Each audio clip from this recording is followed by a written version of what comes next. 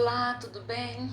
Estou muito feliz de nós estarmos aqui já participando de mais um vídeo juntamente com vocês sobre essas videoaulas que eu tenho me desempenhado para elaborar com muito carinho para todos vocês da turma do curso de Letras, Libras. Bom, e aqui nesse vídeo nós vamos dar continuidade, como eu falei no vídeo anterior, sobre o funcionalismo linguístico. Então vamos agora continuar a nossa conversa sobre essas reflexões que eu tenho apresentado para vocês compreenderem um pouco mais do que se destaca o funcionalismo linguístico. O funcionalismo linguístico ele tem um foco na explicação do funcionamento da linguagem. Mas como fazer essa explicação? Como o funcionalismo explica a linguagem?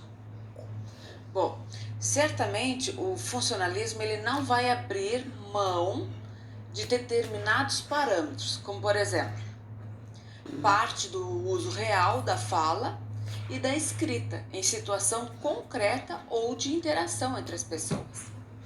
Ou seja, não falando nada ou para ninguém. Essa é a forma. As pessoas quando falam, elas têm interações com seus interlocutores. Um exemplo, eu não vejo vocês aqui, mas estou fazendo essa interação por essa aula, por essa videoaula, sabendo que vocês estão atentos ao clicar no vídeo e ficar prestando atenção. Por isso estou elaborando pensando em vocês. Posso até imaginar, supor que vocês terão dúvidas sobre essas abordagens teóricas que estou mencionando. E isso nós podemos usar um outro instrumento, uma outra forma de pergunta e resposta.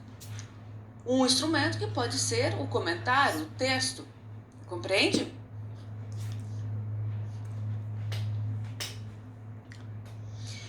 Nós interagimos sempre com o propósito, o objetivo de atingir ao outro. Não no sentido de atingir, mas de trazer reflexão, trazer pensamento.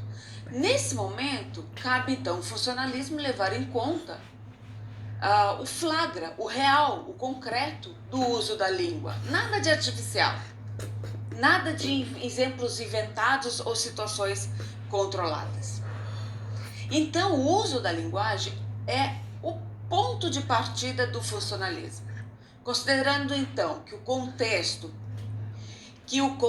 como falei, ou seja, o espaço e o tempo em que ele está, quando ele está, aquela linguagem que foi realizada pela experiência de algum determinado interlocutor entre um diálogo. Porque quando você conversa com alguém, você projeta, você imagina, você cria uma expectativa de quais conhecimentos, quais informações do seu interlocutor tenha ou não tenha sobre essa comunicação. Porque se você julga que ele tem alguma informação, você não vai ser repetitivo. Você conta parte do pressuposto que ele já conhece aquela informação e vai delinear sua conversa por ações a partir daquele momento. Só se ele manifestar o desconhecimento explicitamente, aí então você vai buscar as bases para tecer um diálogo. Com isso, essa ideia de conhecer ao máximo o seu interlocutor é extremamente fundamental. Por quê? Para influenciar, traz uma influência na interação, na conversa. Então, quando vamos conversar com alguém, é fundamental que tenhamos como ponto de partida algum conhecimento sobre esses interlocutores. Isso quer dizer um diálogo, para que esse diálogo venha a fluir e evitar então falha de compreensão, de comunicação no momento da conversa. A experiência dos interlocutores naquele momento, naquele gênero textual, naquela situação, também é considerada como um elemento importante na hora de explicar o porquê de dar a razão dele utilizar. Escolheu uma palavra de um certo jeito? Repetindo, então, a experiência dos interlocutores numa conversa de uma determinada situação, de algum tipo de assunto, ele é considerado como um elemento extremamente importante na hora de explicar o porquê de dar a razão de utilizar ou escolher uma determinada palavra de um certo jeito. Agora veremos o papel social e a função social, ser uma pessoa que tem um cargo ou uma hierarquia. Ou ser uma pessoa simples, que não tem cargo, não tem hierarquia, tudo é levado em conta como o ponto de partida para a explicação do funcionamento da linguagem. E isso tudo de acordo com o funcionalismo. Vejamos um exemplo. Alguém te diz bom dia.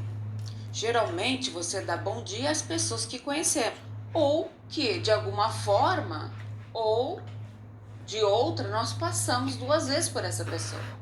Na verdade, a rigor, a uma sociedade civilizada, não importa se você conhece ou não conhece, o ideal seria que você desse sempre um bom dia, você cumprimentasse essa pessoa, porque são seres humanos, como você também é, não é verdade? Todo mundo gosta de chegar no lugar, num ambiente em que o acolhimento é dado por um bom dia. A pessoa que passa direto sem dar um oi, um bom dia, certamente esse aí já é avaliado como um comportamento ou uma atitude altamente negativa, ou seja, é uma pessoa que está de mau humor, certo? Então, esse bom dia, ele não é só um cumprimento por acaso, por educação na sociedade. Mas quando você passa por alguém e diz bom dia, e esse alguém é seu conhecido, você está dando uma série de informações, como por exemplo, vocês estão bem um com o outro. Isso tudo porque, na verdade, para falar com aquela pessoa que a gente rompe relações, digamos que horas antes você teve uma discussão com essa pessoa e passa por ela e diz oi, olá, você não está meramente cumprimentando, você está dizendo com essas palavras, apesar das nossas diferenças, eu não deixo de cumprimentar, pois não cortei a relação com vocês, apenas penso diferente. Percebe que é um cumprimento simples? Se você perceber que oi, olá, aí são equivalentes, porém tem uma função mais íntima, mais informal no uso da fala.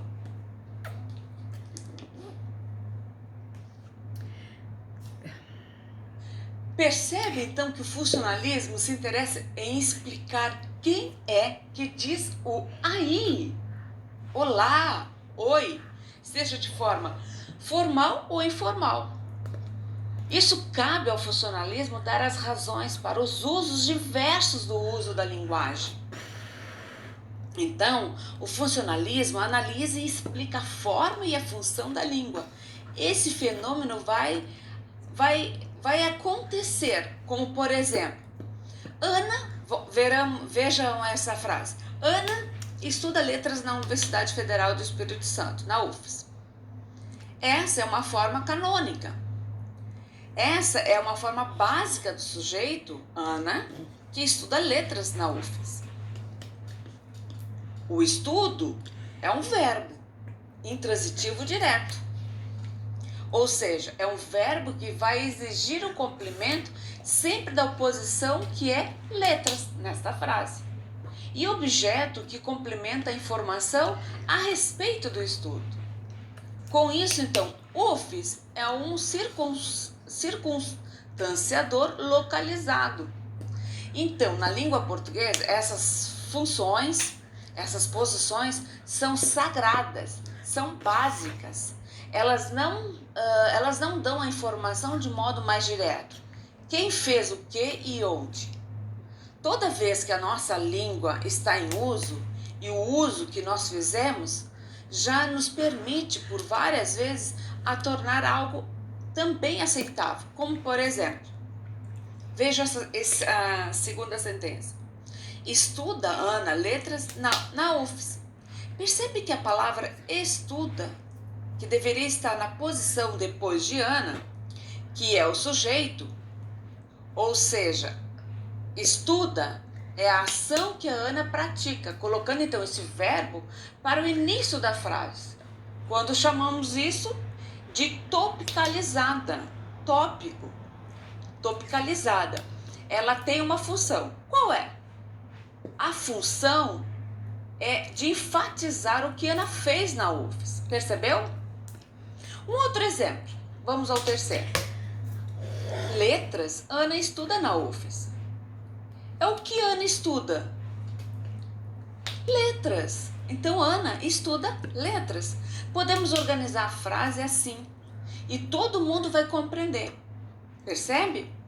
Então, é uma forma de um posicionamento sintático, ou seja, não é uma forma de um posicionamento sintático errado. Nós compreendemos a sentença. O objetivo de letras é estar na localização tópica. E é exatamente para destacar em nosso interlocutor o que é que Ana estuda: letras. Percebe que toda essa gama de variações de posicionamento das palavras, termos na sentença, busca ser explicado? E quem melhor explica? O funcionalismo, levando em conta que é o sujeito, o usuário da língua, e a língua a serviço desse sujeito. Então, as palavras são pistas indicativas para a função dos termos em relação à sentença. Isso tudo no ato de fala, para que a sua intenção na interação prevaleça na comunicação de forma tranquila. Perceberam? O funcionalismo está preocupado como é que a gente mobiliza os recursos linguísticos de acordo com a nossa intenção de comunicar. E lógico, a gente não pode fazer qualquer modificação na sentença, só algumas. Aquelas que passam a ser aceitáveis para a compreensão da leitura do seu interlocutor. Então, pessoal, qualquer dúvida acerca do funcionalismo linguístico, deixe nos comentários que eu estarei lendo e respondendo assim que possível. Agradeço a todos pela presença, meu muito obrigado pela atenção e até a próxima. Bons estudos!